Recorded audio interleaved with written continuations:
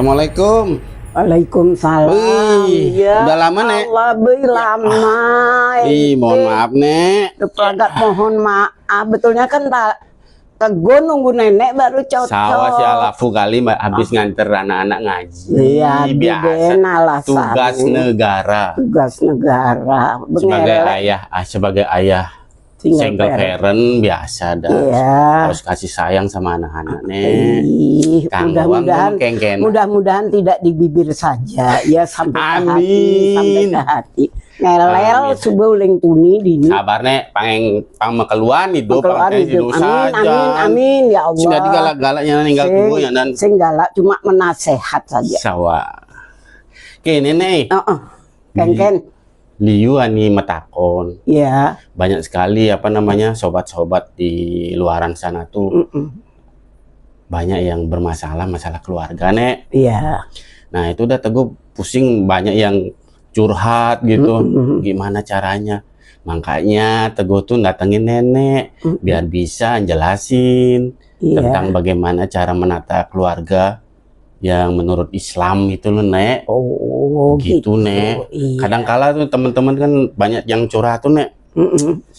Kesian juga dengerinnya, Nek. Iya. Masalah-masalah, Nek. Ya kadang ada yang curhat ya masalah ekonomi. Terus ya istri yang terlalu berlebihan cara bergaulnya tuh, Nek. Itu gimana tuh, Nek? Coba jelasin ya, Nek. Masalah menata keluarga dalam Islam biar sakinah mawadah warahmah itu yang seperti apa sih, Nek? Seperti apa? Sekarang kita harus tahu dulu keluarga dalam Islam itu yang bagaimana. Kalau menurut nenek, keluarga dalam Islam itu ada keluarga yang didasarkan pada tujuan menciptakan keluarga samawa, sakinah, mawadah, warohmah. Dengan menjadikan Al-Quran dan Sunnah itu sebagai panduan utama. Tapi kebanyakan, ini mohon maaf, rumah tangga sekarang, Bu, panduan itu tidak terfokus pada Al-Quran dan Sunnah. Mereka panduannya itu lebih banyak fokus kepada HP, HP. Sehingga apa yang ada di HP ingin diterapkan di dalam rumah tangganya. Tapi itu tidak semua, sebagian kecil. Justru yang sebagian kecil ini akan menjadi contoh bagi orang lain, bagi yang menonton, bagi yang melihat. Nah, kalau menurut nenek ya itu. Gitu. Ini sekarang kan, Nek, banyak nih teman-teman yang nikah dini tuh, Nek. Iya, pernikahan dini tuh, Nek. Ya belum bisa berpikir secara dewasa. Iya. Nah itu dah baru jalan pernikahannya jalan 2 bulan sudah ada prahara yang signifikan. Mereka itu sulit untuk berpikir gimana caranya mengatasi istri atau suami yang terlalu rewel atau apalah gitu, Nek. Nah itu kisi misinya tuh loh, Nek, sebelum nikah itu coba pikirin apa yang dulu bekal sebagai bekal gitu lah, Nek. Pernikahan dini itu sebetulnya terjadi pada anak-anak yang dia barangkali berpikirnya tuh, nah itu tadi benda segi 4 yang sering dipegang oleh anak-anak itu kadang-kadang itu menjadi acuan, sehingga dia hanya melihat baik-baiknya saja. Tapi apa yang terjadi setelah pernikahan, apa yang harus dilakukan dalam pernikahan itu, mereka itu belum begitu paham. Sehingga pernikahan dini itu dilakukan, itu biasanya oleh anak-anak yang tanda kutip kurang mendapat perhatian dari orang tua. Misalnya pergi larut malam tidak ditegur, pulang larut malam tidak disapa, kemana, siapa temannya, kemana tujuannya, yang banyak itu. Nah, pernikahan dini yang dilakukan oleh anak-anak itu kadang-kadang mereka hanya tahu enaknya saja. Di belakang pernikahan itu mereka tidak tahu sudah siapkah calon suaminya, sudah siapkah calon istrinya. Sehingga ketika pernikahan dini kemudian Allah memberikan momongan, mulailah di sana terjadi. Yang suaminya mulai uring-uringan karena belum bekerja, yang istrinya lelah karena tidak mendapat perhatian dari suaminya. Itu salah satu penyebabnya pernikahan dini itu sering gagal. Dan bahkan tercatat signifikan Nek. Dari tahun 2025 itu, wih, di KUA itu banyak laporan ya masalah ini dah HP. Cuman sekarang ini Nek, nah apa namanya, ada teman-teman di luar curhat tuh seperti ini Nek. Mas Teguh, gimana sih caranya ya nanggulangi istri saya itu seperti ini? Dia itu mentang-mentang gajinya lebih besar ketimbang suaminya.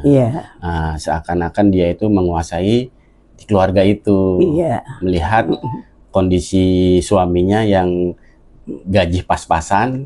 Nah, itu arogan istri ke suami itu Nek.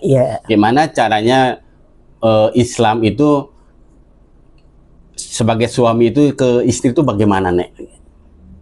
Begini, sekarang bicara tidak di era sekarang ini banyak istri yang apa namanya kedudukannya, jabatannya itu lebih tinggi dari suami, lebih tinggi penghasilannya dari suami. Itu kembali tergantung kepada istri sejak dia dididik dari keluarganya. Karena dia harus tahu bahwa suami adalah kepala keluarga, kepala rumah tangga, imam di dalam rumahnya.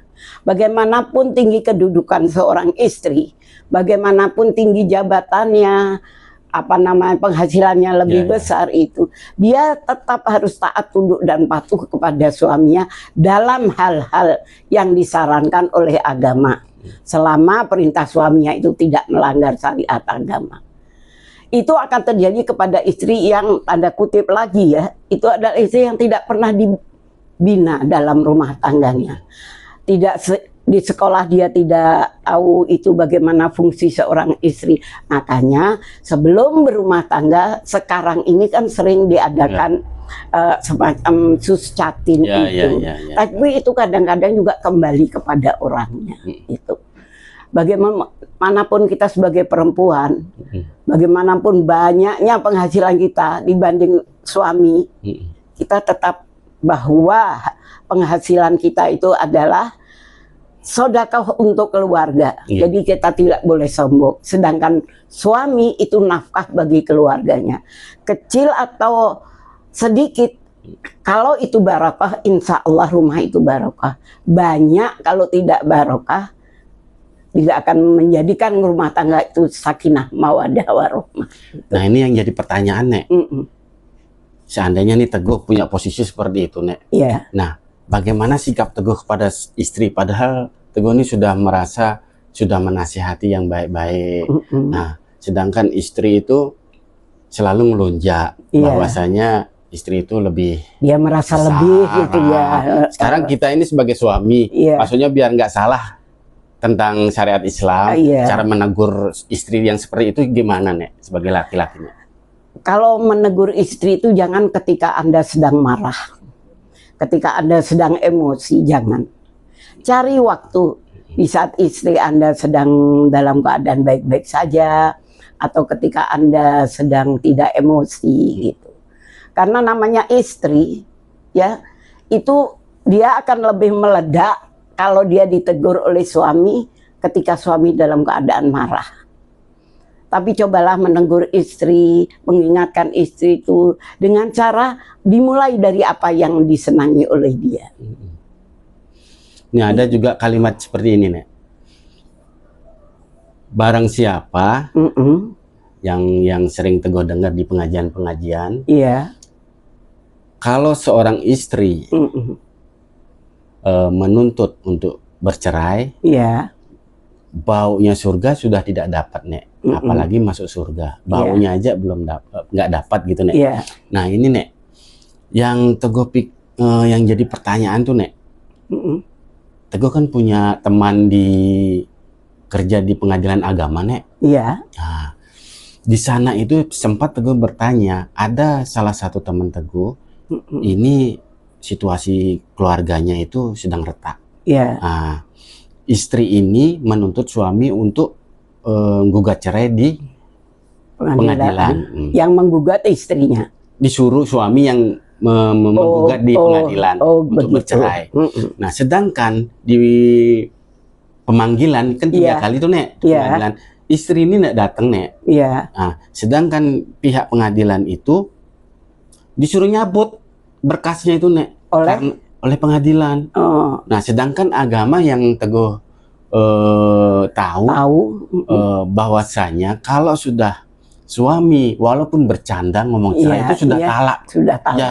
Nah, sedangkan di pengadilan, Nek, kalau suami menggugat cerai, sedangkan pihak perempuan tidak datang, itu disuruh nyabut berkas, Nek. Iya. Nah, sedangkan ini kebalikannya, kalau seandainya istri menggugat cerai di pengadilan, walaupun suami ini nggak datang 3 kali, bisa kan, Nek? Itu perceraiannya itu pandangan Nenek gimana tuh, Nek? Saya bingung, Nek, dengan pengadilan agama, Nek. Iya, begini ya.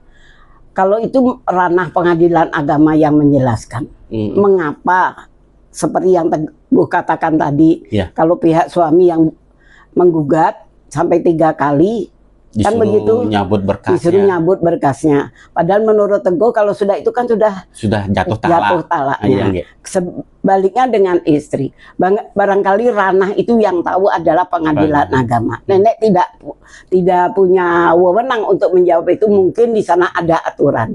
Cuma harus kita ketahui bahwa istri itu boleh menuntut cerai suaminya. Ya, kalau memang di dalam rumah tangga itu sudah tidak ada keharmonisan. Untuk apa rumah tangga dipertahankan, pura-pura bahagia, pura-pura enjoy, kesana kemari bermesraan, tapi balik ke dalam rumah terjadi lagi huru-hara, terjadi lagi perang di dalam rumah tangga gitu. Jadi kalau memang sudah tidak nyaman, untuk apa? Sholat tidak nyaman, makan tidak nyaman, ranjang sudah terpisah. Itu boleh perempuan menggugat cerai asal alasannya kuat begitu. Jadi untuk apa dia melihara pernikahan itu, merawat pernikahan itu kalau dia sendiri tidak bahagia? Karena itu akan berdampak kepada anak-anaknya.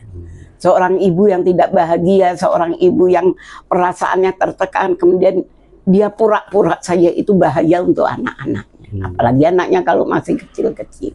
Iya, itu kasihan, makanya dengerin teman-teman itu, Nek.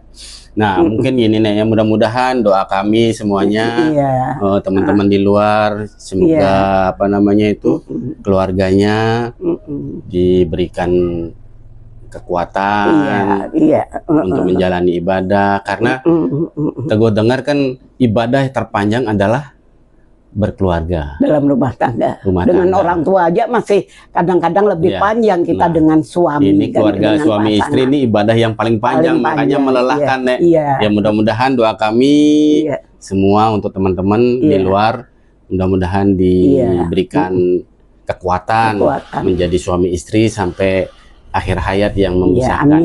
Cuman jadi kesimpulan sekarang, Nek, buat teman-teman di luar, Nek, mungkin, Nek, apa namanya itu, agar bagaimana cara melanggengkan rumah tangganya, Nek, dalam syariat Islam itu bagaimana, Nek? Mungkin Nenek bisa memberikan kesimpulan, Nek. Alhamdulillah kalau sampai tahun ini, tahun 2026 ini, Nenek menikah tahun 80.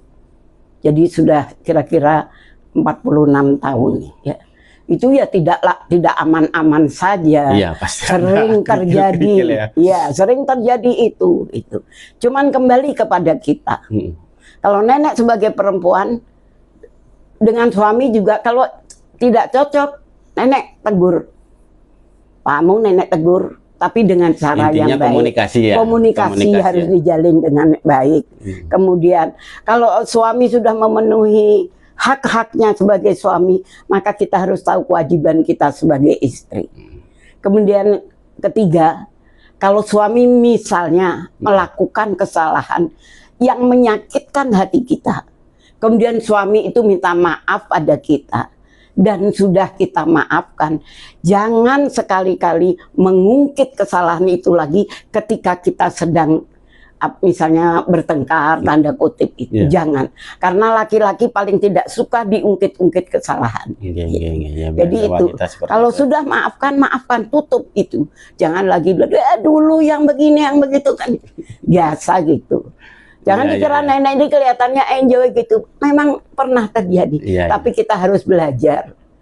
Bagaimana yang satu tahu watak istrinya, istri tahu watak suaminya. Bagaimana istri menghargai suaminya, suami juga menghormati istrinya. Itu yang harus kita. Tapi yang sekarang kan tidak, kadang-kadang satu berteriak dengan volume sekian, yang satu lebih tinggi lagi volumenya, itu yang bahaya. Iya, gitu. Iya, sekarang ini fenomenanya memang begitu, Nek. Saya lihat di masyarakat itu, ya Allah, kadang risih ngeliat keluarga di masyarakat itu.